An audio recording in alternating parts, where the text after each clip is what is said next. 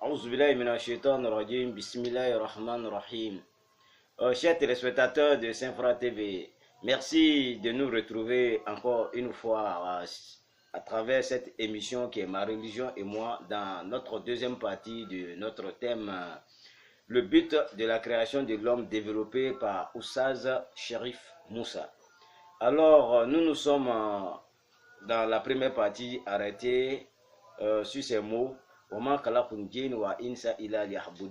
qui signifie que Dieu nous a créés dans les hommes et les djinns dans le seul but de son adoration. Alors Oussad va nous en dire plus. Oussad, assalamu alaikum. Wa alaikum salam wa barakatuh. Fadal. Alhamdulillah rabbil alamin. Ina fo lo anda na yoro mina. Wole ye adamadin jinna dana mun kama. Madan foi kama doron foka ala kelim batu. Otmana ala bato o fana tese ka kete fo ya nyeloni. Dɔw b'a fɔ ko ala bato de ka seri walima ka sun walima ka jagabɔ nka lasali de bɛ k'o la ni m'o lasali lɔn i tɛ ala bato tɛ se ka ɲɛbolo cogo si la an b'a fɔ ko ala bato fɔlɔ jumɛn bɛ a rububiya f'i ye rububiya yɛrɛ de lɔn rububiya le kɔrɔ ye lamɔbaga masaya sabu arabu a bɛ fɔ ala ma ko arabu an b'a fɔ sa ko rabbi ne tigi ala nka a kɔrɔ le masa min ka ne lamɔ sabu arabukan a taribiya o le lamɔ ye i b'a ye sa m'a fɔ tiɲɛ tintin ma arabukan na ko aruba sabu a fara ɲɔgɔn kan ka tintin ka taa se hali jate t'a la ile yɛrɛ bolo turabu fana n'o ye buguri ye o fana b'o cogo kelen na i tɛ se ka k'i ye buguri kisɛw ta ka kɔnte o la sa ele yɛrɛ danna ala bolo cogo min na ka i bɔ si dɔ la ka na dɔ la ka dɔ fara i diɲɛ ka dɔ fara i bonya kan o n'a ɲɔgɔnnaw o tuma na o kɛla tuma na i ma ko sɔrɔ la nin bɛɛ bɛ taribiya mun kelen nin bɛɛ bɛ bɔ olu kɔnɔ o la sa i bɛ jate dɔ minɛ Firawun tuma na min na n'a bɛna kuma n'a mɔgɔw ye ala ko cogo ko fa hashara fanada fa qala ana rabbukumul a'la aka mɔgɔw lajɛ ko ma ko ne le alamɔbaga masa ye min kɔrɔtani no nka tuma min na a bɛna kuma uluhiya kan n'o ye ala kelenbagatiya kuma ye k'a fɔ ko ale ye kelen de masa tigi wɛrɛ tɛ ka fara ale kan a ma bɛɛ woro la dɛ a ka mala u le wɛrɛ arabukan na alimala o de i y'a mɔgɔ belebelebaw minnu ka surun i la arabukan na ni ka ji kɛ minɛn kɔnɔ k'a labɛn ko mala tohu n ka fa mala u le ye mɔgɔ ye mɔgɔ minnu ye mɔgɔ ɲɛkɔrɔ fa o kɔrɔ ye approche a ko ma cogo ya ayyuhal mala ko ya ne ka mɔgɔ baw n ka approche baw ma alimtu lakum min ilahin ghayri ma tigi kelen wɛrɛ lɔ a yɛrɛ ala ne Firawuna kɔ o b'a yira uluhiya le ka bon ni rububiya ye o la o rububiya ni n'an ko ma ko lamɔbaga masaya ale bɛ komi yiri ye i ka yiri turu o yiri nin bɛna bolo dɔ bɔ o bolo nin o bɛna falen mun na ni ka rububiya sɔrɔ rububiya bɛna falen alimalakotiya o kɔrɔ i bɛna ala ka masaya rububiya de kɔnɔ i lamɔna cogo min ni miiril'o ma i bɛ ala ka masaya ko kosɔn ala ko sanurihim ayatina fil afaq wa fi anfusihim hatta yatabayyana lahum annahu alhaq a ko n bɛna n ka dakamana ko yɛrɛ n ka jɔnw na sankaba fanw na ani o yɛrɛ kun na i danna cogo di ni k'i danni filɛ ka b'i ba kɔnɔ ka na ko fɔ i bɛna lɔn k'a fɔ ko ala yɛrɛ de ye tiɲɛ ye o la sisan o ye ala ka masaya lɔnni de olu kɔfɛ sisan o bɛ bange mun na o malakutiya ye bange mun na o le ye aliyaqin a bɛ komi sisan yiri ka feere bɔ sisan o le ye danganiya ye ni yiri dun ka feere bɔ a bɛna den de kɛ o den de bɛna bange uluhiya la o la i tɛ se ka ala kelenbagatiya lɔ k'a fɔ ko ala ye kelen ye i tɛ se k'o nafa sɔrɔ ka baara kɛ n'o ye f'u ye miiri k'a fɔ ala yɛrɛ k'i le composé cogo min mɔsɔn ala kɛra kelen ye f'u y'o le lɔn o kɔsɔn Seydina Musa alayhi salam tumana min na n'a bɛna turu sinaya kuru kan ala ko ma cogo di ala ko ma ko inni ana rabbuk ala ka fɔlɔ ni lamɔbaga masaya kuma ne ko ne de y'i lamɔbaga masa ye fakhla ana alayka i ka samara fila bɔ innaka bil wadi al muqaddas tuwa i bɛ tuwa yɔrɔ min kana ka sanu kojugu a nana fɔ di cogo di ko wa ana akhtartuk ana ni yani malakotiya a ka masaya bonya a ko ni ne tɛ mɔgɔ se k'i sugandiya Musa ka kuma ni le Musa ye k'i bila kira kɔnɔ nin cogo na ne ala de k'i sugandiya n'o ye n ka masaya bonya dɔ ye fastami' lima yuha n bɛna min fɔ a lamɛn pour que i bɛ danganiya sɔrɔ o danganiya bɛna bange mun na ala ko a ma cogo di o kɔfɛ ko innani ana Allah a ko ne ala de bɛ kuma ni ye ten dɛ masa min tɔgɔ ko Allah la ilaha illa ana tigi foyi tɛ fɔ ne ala kelen fa'budni o tuma n bato sisan wa aqimi salata li zikri ka seli lɔ ni ne ala ko sumani ye donc i b'a lɔ i tɛ se ka ala kɛ kelen ka bato ten fɔ ko dɔw ye sabati la an ko misala wɛrɛ juma di ma o la dɔw bɛ na fɔ yen ko ala kɛra yɛrɛ ci la ni la ilaha illallah muhammadu rasulullah ile ko a ka san 11 ɲɔgɔn kɔrɔ ko seli tɛ sun tɛ zaka tɛ foyi tɛ naam an bɛ nin jaabi k'a fɔ ko uluhiya o ma kɔn fɛn dɔ kɔnna rasulu la min t'o ye hali n'a sɔrɔ ale de ka bon n'o ye Sayyidina Jibril alayhi salam a nana rasulu ma kuluwo la wagati min na nan ni rasulu ka ɲɔgɔn ye sura fɔlɔ min jigira rasulu ma n'an ko suratu iqra dɔw ko suratul alaq a ka ayan looru fɔlɔ de dama fɔlɔ a ko a ma cogo di a ko iqra bismi rabbik i ma rububiya na nana yan tugun iqra kalan kɛ bismi rabbika ni i lamɔbaga masa tɔgɔ ye lamɔbaga masaya ni a bɛna développer Muhamadu yɛrɛ ɲɛna sisan a ko cogo di allazi i lamɔbaga masa mɛ khalaqa min ye danni kɛ a ye fɛn bɛɛ dan dɛ nka ile yɛrɛ kun min n'i fu ɲɛna i ye fɛn ɲuman ye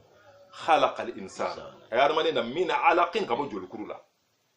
i m'a ye o kɔsɔn an ko rububiya de bɛ kɔn fɔlɔ o la sisan i dan ka bɔ jolikuru la cogo di kuran ayan dɔ bɛ yen o bɛ nin ayan dɛmɛ ka kuma ala b'a fɔ o la a b'a fɔ wala qad khalaqna al-insana min sulalatin min tin ko nka adamaden dan ka bɔ fosimafɛn dɔ la ka bɔ bɔgɔ doro la an fa adama bɛna dan ka bɔ bɔgɔ la min a lasali bɔgɔ de kɛra i n'a fɔ ni sisan n'i ka bɔgɔ cɛ ka kɛ fanigoro kɔnɔ ka ji k'a la n'i k'a bisi i b'a ye min bɛ to fanigoro o ye tiɲɛ ni ɲamaɲumanw de ye bɔgɔ naturel yɛrɛ de bɛ bɔ o ye le sulala to a fosila ka bɔ a la de o la an fa adama danna ka bɔ o de la o la sisan an tɔw ala bɛna kuma an tɔw la ko summa ko an fa adama danni kɔfɛ sa ja'alnahu nka adamaden tɔw dan min nutfatin ka bɔ ji lafun dɔ la fi qararin sabati yɔrɔ dɔ la makinin min mafa n'o ye muso denso ye a ko summa ko kɔfɛ khalaqna nutfata alaqa ko nka o ji lafuni nin dan k'o kɛ jolikuru ye tile 40 kɔfɛ i n'a fɔ rasul b'a fɔ n'a hadisa dɔ la cogo min na ji lafuni nin a bɛ yɛlɛma yɛlɛma tile 40 a ji nin i bɛ taa sɔrɔ kɔgɔ b'a la sukaro b'a la kumuya b'a la kunaya b'a la a kasa ka gbɛlɛ a bɛ yɛlɛma yɛlɛma o cogo la tile 40 a bɛna former ka mun di ka jolikuru dɔ d'i ma o jolikuru min ko al-alaqa fɛn min dulonnen bɛ yani arabukan na ala ko de fɛn min dulonna o kosɔn ala b'a kuran an y'an dɔ la k'i kana muso to yen muso to k'al mu'allaqa i n'a fɔ foroko min dulonnen don o la sisan ale bɛ dulon denso kogo de la o denso nin n'an ka mɛ don la o ye kuma wɛrɛ an b'o to yen fɔlɔ an bɛ taa ni kuma ye o la sisan ale bɛ yɛlɛma yɛlɛma o cogo la nka toujours ji min bɛ k'ale dɛmɛ fo kana kɛ ala ko summa khalaqna nutfata alaqa fa khalaqna al-alaqata mudgha ala bɛna o yɛlɛma k'o kɛ sogokuru dɔ ye mudgha to de sogokuru ni fitini i bɛ se ka min bila hali k'a ɲimi a bɛ k'o cogo la a bɛ k'o cogo la fa khalaqna al-mudghata 'idama a nana kana o kɔfɛ ka kolo fana dan ka b'o la fa kasawna al-'idama lahma o kolo ninnu a nana k'o sutura ni sogo dɔ ye i ka ye fa kasawna al-'idama lahman a ko thumma a ko kɔfɛ ansha'nahu khalqan akhara n nana adamaden bɔ ka kɛ danfɛn sugu dɔ ye danfɛn ɲuman dɔ ye ka bila dugukolo kɔ kan a ko fatabarakallahu ahsanul khaliqin o tuma bonya bɛ masa ye masa min ka danni cɛ ka ɲi nin cogo la o kɔrɔ de o rububiya nin kan ka miiri o de ma k'ala ka ɲumanya lɔ k'a ka bonya lɔ k'a bato o kɔ dɔ hadisul qudsi dɔ ala b'a fɔ ko yabna adam k'i da adamaden nin tadhakkar jamili i hakili jigin ne ala ka ɲumanya la muz kabi wagati min na khalaqtuka ni da nutfatan ka sɔrɔ i tɛ foyi i ji la fun de nka i bɔni kɔfɛ ka na diɲɛ kɔnɔ a ko wala tan taswiri i kana ɲinɛ ne ka yɛlɛma kɔ i la k'i bɔ cogoya dɔ a kana cogoya dɔ i n'a fɔ an ka fɔ cogo min na sisan wa lutfiya ne ka hinɛ ni n ka makari fil hasha ka sɔrɔ i ba nugu kɔnɔ. Maintenant, Oussaz, ce que je veux comprendre, cette métamorphose, ça, c'est pendant combien de temps? C'est-à-dire que jolisu ye ka kɛ ji ye yɛlɛmali min bɛ kɛ muso denso kɔnɔ o kana kɛ adamaden yɛrɛ sawura yɛrɛ la o bɛ kɛ ka bɛn wagati. Voilà, a bɛ kɛ tere 44 sigiyɔrɔma 3 o bɛ joli d'i ma. Tere 40 sigiyɔrɔma 3. Ça fait 120 non? 120 jours. A bɛ se ka bɛn kalo joli ma? Ça va faire 3 mois ou 4 mois. Tere 43 kalo 3 b'o kɔnɔ an b'a fɔ ko kalo 4 kalo 4 adamaden sɔgɔlan bɛ dafa la i k'a faamu o la sisan ala bɛna mun de kɛ ala b'a fɔ kuran ayan dɔ la ko joli min bɛ kɛ k'i dɛmɛ ni sogo bun bɛ kɛ ko mukhallaqatin wa ghayri mukhallaqa dɔw bɛ olu bɛ adamaden farisogo dɛmɛ danni na wo minnu bɛ yen o complète kalo 6 kɔnɔ ka na dɔw fana bɛ olu t'o kɛ ni muso bɛ jigin tuma o joli ninnu bɛ bɔ i k'a faamu nka kalo yɛrɛ muso yɛrɛ kɔnɔ kalo dɔgɔman o ye kalo 6 de ye mɔgɔ caman t'o la dɛ n'i ko fɔ dɔw bɛ sɔli k'o la muso bɛ se ka jigin kalo 6 kalo 7 ani kalo 9 kɔnɔ yɛrɛ bɛ se ka mɛn fɔ sanji 5 o la sisan muso bɛ jigin kalo 6 n bɛna o kuranna aya d'i ma k'i ka kuma sabati i k'a faamu kuranna aya dɔ bɛ ala b'a fɔ a la a b'a fɔ ko walwalidatu yurdi'na awladahunna hawlayni kamilayn liman arada an yutimma ar-rida'a a ko musow a y'a denw lami sin na sanji 2 ye kalo joli kalo 24 tɛ ko ni min b'a fɛ ka simi dafa o la sisan a bɛna fɔ ɲɛna kuranna aya wɛrɛ la ko wa wasoyna al-insana biwalidayhi ko nka adamaden ladi n'a bangebaga 2 bonya hamalatuhu ummuhu wahnan ala wahnin a bamuso ka taa sɛgɛ ni sɛgɛ de kan dɛsɛ de ba ni kɔnɔ bɛ kɔrɔ muso bɛ sɛgɛ a ko wa fisaluhu fi amayni a ko muso den bɛ taa dabɔ sin na wagati na kan ka kɛ san 2 de hali n'i m'o kɛ ala fɛ o de kan ka kɛ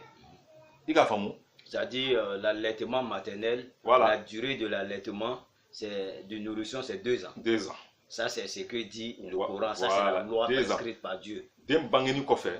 ka sin di den ma kalo 24 inchallah 2 ans o de ɲini don ala fɛ o la sisan ala bɛna mun f'i ɲɛna ça fait 24 mois 24 mois voilà exact o la sisan mɔgɔ sɔn an ko i ma n ko kalo dɔgɔmɛ ye kalo 6 de ye kɔnɔbara la ala bɛna f'i ɲɛna kuran aya wɛrɛ ko wa hamluhu wa fisaluhu 30 shahra ko muso yɛrɛ kɔnɔbara donni daminɛ ka taa se den dabɔ sin na k'o ye kalo 30 o tuma an ka kalo 24 min fɔ n'i ko bɔ kalo 30 la tɔ bɛ to joli kalo 6 o la sisan kɔnɔ dɔgɔma de ye kalo 6 ye i k'a faamu o la sisan an mako bɛ yɔrɔ min na n'an ko i ma n ko rasul sallallahu alaihi wasallam a cila min a cila ni rububiya de fɔlɔ ye o rububiya lɔnni kɔfɛ a bolo a nana ala ka masaya lɔ ka jaa ni masa ne ka ne dan ba garijɛgɛ la ta i n'a fɔ a ka mɔgɔ tɔw dan cogo min na o tuma a nana danganiya sɔrɔ ni kɔfɛ ala ko a ma o a fɔ ne le kelen t'a fɔ mɔgɔw ɲɛna ten o ye joba to ye kokolon bɛɛ lajɛlen to ye o kɔsɔn i b'a ye ala ma an dan gansan i k'a faamu ala b'a fɔ kuran aya dɔ la afa hasibtum annama khalaqnakum abathan wa annakum ilayna la turja'un ko hakili la an ka dan gansan ko bɛna to yen ten o k'a tɛna kɔ segin ne ma wa i b'a ye ala ma fɛn foyi bila adamaden na ten kɔsɔn i bangeni kula kana dugukolo kɔ kan ala bɛ mun f'i ɲɛna a ko wallahu akhrajakum min butuni ummahatikum la ta'lamuna shay'a ko a k'an bɔ an baw denso la ka na diɲɛ kɔnɔ k'an tɛ foyi dɔn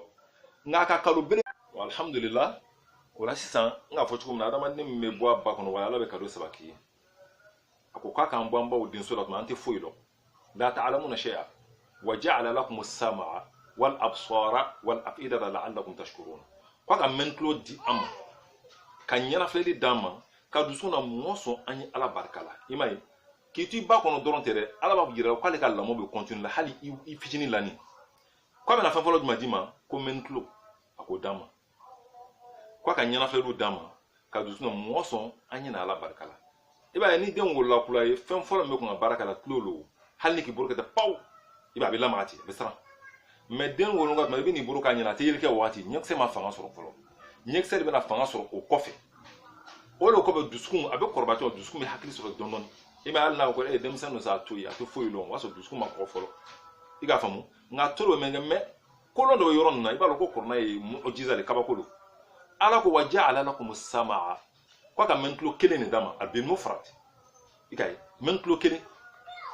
a bɛna se ɲɛma ko wal absara ko a ni ɲɛnafilɛli caman wal afida ni dusukun caman i m'a ye mɔgɔ sɔn ala kuma na ten i b'a ye sisan an sigilen bɛ yɔrɔ min na usa jaabi yelen de bɛ cogo min na dɛ tuma dɔ ele dusukun na ele bɛ miirila ko dɔ ma ne yɛrɛ fana bɛna ko wɛrɛ ma i ka ye dusukun miiriya cogoyaw ka ca o kosɔn a nana ni dusukun ta ye jamu o la ka fɔ caman na i b'a ye fana filɛli la ele sigilen bɛ fɛn dɔ filɛ ne yɛrɛ bɛ yɔrɔ wɛrɛ filɛ la nka ni mankan bɔra sa gbɔn an bɛɛ bɛ mankan ni mɛn cogoya kelen de la o kosɔn a ka mɛnni a k'o kɛ kelen o la nin bɛɛ ye ala barikala sira dɔw de ye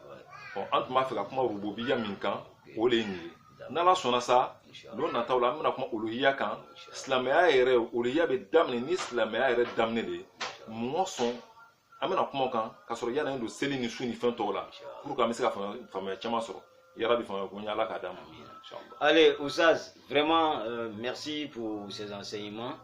Il faut dire que nous allons nous retrouver le vendredi prochain, Inch'Allah, pour la troisième partie. Et comme Oussaz l'a signifié tout à l'heure, dans cette troisième partie, nous allons entamer, n'est-ce pas, le deuxième point de son thème. Alors, chers téléspectateurs de Saint-Fra TV, abonnez-vous maximum à notre page Facebook, voire YouTube, et partagez, aimez, pour permettre à d'autres musulmans ou à d'autres non-musulmans dans le monde entier, n'est-ce pas, d'acquérir cette connaissance, de comprendre au mieux la religion islamique, afin de nous permettre d'avoir les récompenses le jour de Yom Al-Kiyama. Qu'Allah il facilite notre vendredi à tous, qu'Allah il nous accorde une bonne fin de vie, et qu'Allah il nous facilite la compréhension du message de Oussaz Cherif Moussa. Il faut dire que Oussaz Cherif Moussa est prédicateur, et il est aussi, je dirais comme ça, imam à la mosquée Baradi. Tout ça c'est ici à Saint-Fra. Et nous vous donnons rendez-vous très certainement le vendredi prochain, Inch'Allah, ici même dans ce même cadre avec Oussaz Cherif pour débattre de notre troisième partie, c'est-à-dire le deuxième point de notre thème qui est le but de la création de l'homme. Mais avant de nous quitter, chers téléspectateurs, chers amis de Saint-Fra TV, Oussaz va nous faire des bénédictions. Et puis comme ça, on se dira bye bye et bon Juma à toutes et à tous. Alhamdulillah, amani na la fe juma na fa ala ka dama. Dame ala ka korota. Ya Rabbi ala ka sawu nyuma kan. Kuma munu be fola ni nu te zirunye ka be la kali. Abe fole mo so mo ya me ka barakene. Ma Allah mala munu ba me be barakene. Voilà parce que nous kuma belel bawle ni ka amet dalu ta kono kosebe. Voilà pour que ce soit yoro kana yala. Ni te dire la kisa do do ni kisa ni est-ce que c'est comment non. Ame ala kuma kan le ta parce que kuma ere damne le boy. Voilà, comment ni amena développer kofe inshallah comme wakati chama mandama bon amé do ke fitini min fola amen klo nyuma ka dama ala ka ke ka barake ni no ala ka ke ya rabbi rububiyya ani anga fam nugo fo na la sona amena do malakuti ay fen nyuma amena do fola dans les jours à venir ka soro kana do yaqinu re fen nyuma kana so uluhiyya ay fen nyuma ameno fo ya rabbi kan shiti mo ka na fa ala ka ke kana fa nyuma baraka ala ka ke ci baro mako so. Assalamu alaikum wa rahmatullahi wa barakatuh. Wa alaikum salam wa rahmatullahi wa barakatuh. Allez, au revoir. Vous faites bien d'être sur Saint-Fra TV. Merci de nous accompagner jour et nuit. Merci de nous soutenir. Merci de vous abonner sur notre page Facebook et YouTube. Allez, à très bientôt.